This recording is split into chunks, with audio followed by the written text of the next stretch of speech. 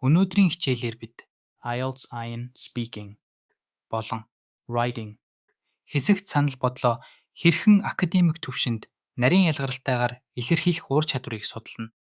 Энэ нь таныг band, 7.5 болон түүнээс дээш оноо авахад чухал үүрэг гүйцэтгэнэ. Бид хүчтэй болон сул санаа бодлыг илэрхийлэх үг хэллэгүүд, дүрмийн бүтцүүд, мөн түгээмэл гаргадаг алдаануудыг хэлэлцэнэ. Бид эхлээд санал бодлоо хэд туйлшралгүйгээр нээлттэй илэрхийлэхэд ашиглах хэллэгүүдээс суралцъя. From my perspective, Боёо миний хувьд миний харж байгаагаар гэсэн утгатай энэ хэллэг нь таны санаа бодлыг тодорхой илэрхийлэхэд тусална. it seems to me that Буюу надад тэгж санагдаж байна гэдг нь илүү зөөлөн таамаглалт дэвшүүлсэн өнгө аястай. Харин I tend to believe that гэдг нь таны ерөнхий хандлага итгэл үнэмшлийг илтгэхэд тохиромжтой. Эдгээр хэллэгүүд таны яриаг илүү зохион байгуулалттай болгож IELTS IN fluency and coherent шалгуурыг хангахад туслана. Одоо бид санаа бодлоо хүчтэй баттай илэрхийлэхэд ашиглах академик үг хэллэгүүдийг судалцгаая. unequivocally, Гэдэг нь эргэлзээгүй, шууд гэсэн утгатай бөгөөд таны итгэл үнэмшлийг маш тодорхой илэрхийлнэ. Жишээлбэл I unequivocally believe that environmental protection should be prioritized. дараагийн үг бол Adamantly, энэ нь хатуу чанд баттай гэсэн утгатай бөгөөд таны эсэргүүцэл эсвэл дэмжлэгийг хүчтэй илэрхийлэхэд ашиглагдана. Жишээлбэл she adamantly opposed the new policy. харин Firmly convinced, гэдэг хэллэг нь таныг ямар нэг зүйлд бүрэн дүүрэн итгэлтэй байгааг харуулна. Жишээлбэл I am firmly convinced that education is the key to progress. эдгээр үгс таны Lexical resource, шалгуурыг өндөр үнэлүүлэхэд туслана. Академик орчинд болон IELTS sign, шалгалтад санал бодлоо хэд туйлшралгүйгээр зөөлрүүлж илэрхийлэх нь маш чухал. Үүнийг hedging, буюу санал бодлоо зөөлрүүлэх гэж нэрлэдэг. Бид may, might, could, зэрэг модель үйл үгсийг perhaps, possibly, arguably, зэрэг үгстэй хослуулан хэрэглэснээр ямар нэгэн дүгнэлтийг хэд шууд хэлхээс зайлсхийж чадна. Жишээлбэл the government might perhaps consider increasing public transportation options. өөр нэг жишээ It could arguably be айд.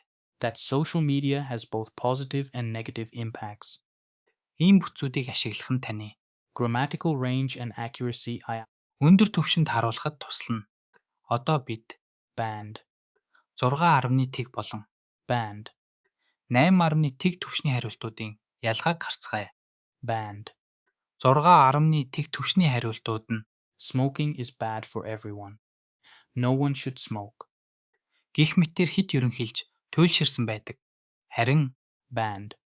8.1 түвшний хариулт нь While smoking poses significant health risks to individuals, banning it entirely may impinge on personal liberties, presenting a complex ethical dilemma. энэ нь асуудлыг олон талаас нь харж нарийн ялгааг ойлгож буйг харуулж байна.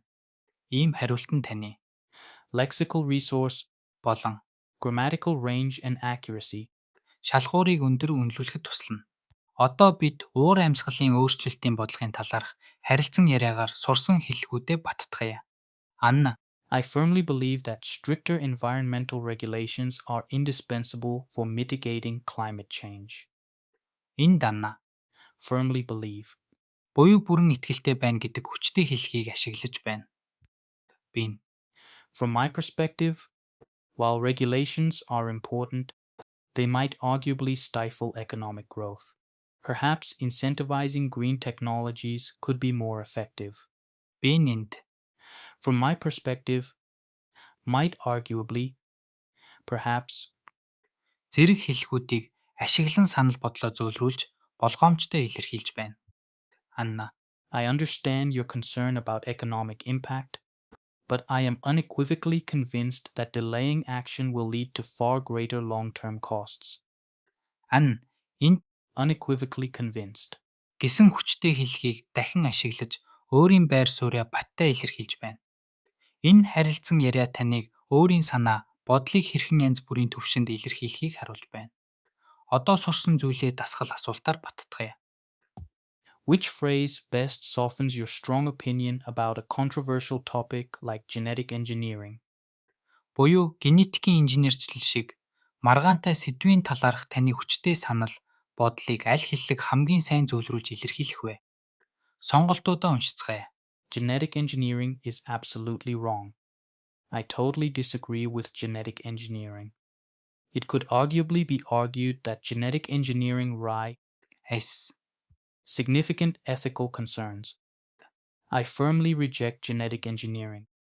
Зөв хариулт бол It could arguably be argued that genetic engineering raises S. significant ethical concerns.